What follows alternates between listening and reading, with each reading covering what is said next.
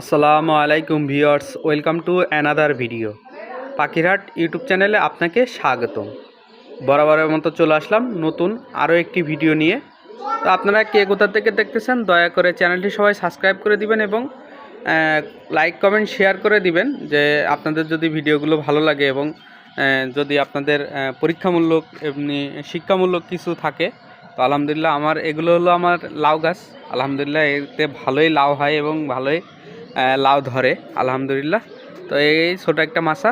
তো সবচেয়ে বড় কথা, আমি যে এই যে খাঁচাটা দেখালাম, এটা কিন্তু একটা ফলের ঝুড়ি। ফলের যে খাঁচাগুলো পাওয়া যায় সেই খাঁচা। তো আমি এটা হলো নিজেই একটা দেখলাম আজকে রাস্তায় মনে করেন যে ফলের দোকানে। তো আমি পরে এটা কিনে আনলাম। তো এইগুলো আপনি যেখানে সেখানে পাবেন, আপনার 40-50 টাকা করে দাম নেবে।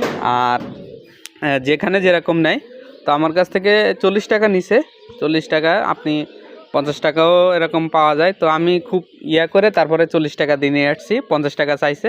তো এখানে আমি এটা হলো কবুতরের যে পাল্লার যে খাঁচাটা আছে সেটা হলো করলাম।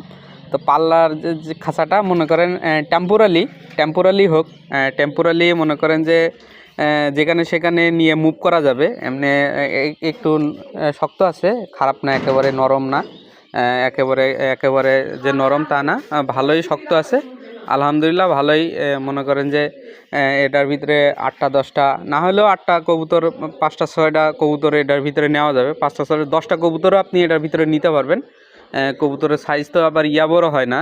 আপনি গিরিবাস নিলে 10টা-15টাও নিতে পারবেন। আর যদি রেসার নেন, অরিজিনাল রেসার হয়, তো রেসারের সাইজগুলো একটু বড় হয়, ওইগুলো হলো আপনি 8টা-10টা নিতে পারবেন, কোনো সমস্যা নেই। তো এমনি ভালোই মোটামুটি লাগানো সিস্টেম, খোলা সিস্টেম, সাইড দিয়ে ক্লিপ সিস্টেম করা আছে।